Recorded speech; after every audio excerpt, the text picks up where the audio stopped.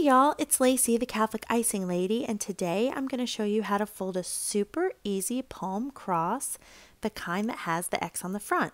And at the end of this video, I'm going to show you a tip that keeps your crosses looking like this and keeps them from ending up looking like this when they dry out. Okay, so let's get started. So here's my palm. These are super long. This is the kind you just get at Mass. And you're only going to be able to see part of it while I work with it. So I'm going to pull off this dry edge here. You can get off whatever edge or strings that you want, and you can make your palm whatever width you want to start with.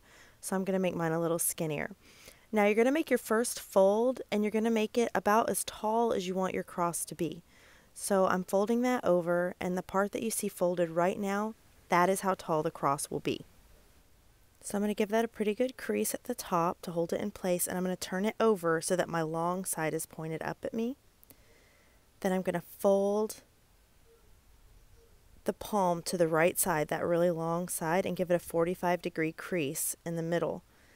And then I'm going to fold it back, and that is the first arm of my cross. So however long you make that is the arm of your cross. And then we want to make it about the same length on the other side. I really like the arms of my cross to also be about the same as the top of the cross. So then I'm going to crease that again there.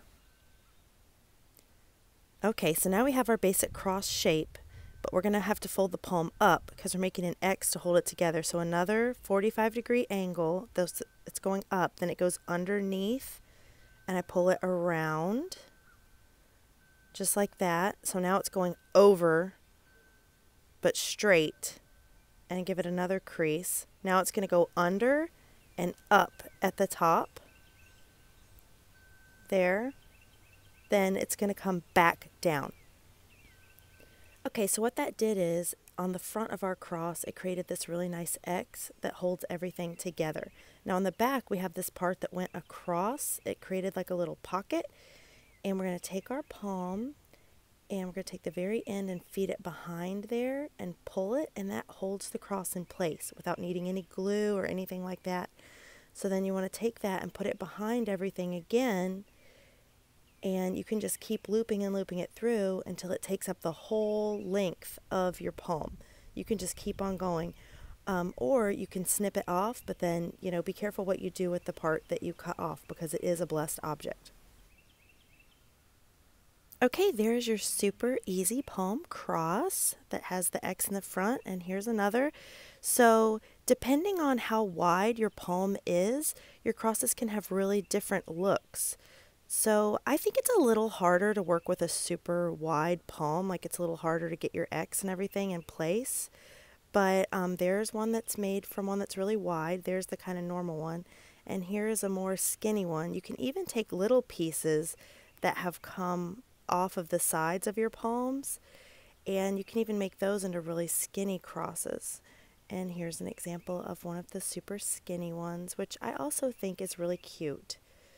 So there you have kind of the mama bear, the papa bear, and the baby bear cross.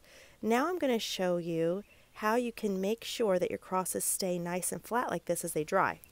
When you're finished with your cross, you're going to want to put it under like a super heavy book or something like that so that it dries flat. It's the same concept as pressing a flower. And the ones on the right side were just left to their own devices to just dry up.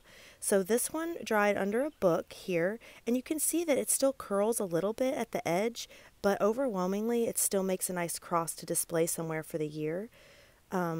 These have been drying about the same amount of time, and you can see the ones on the right are just completely a curled up mess. So be sure to dry your palms flat and check out my other videos on what else you can do with your palms. Have a good Palm Sunday.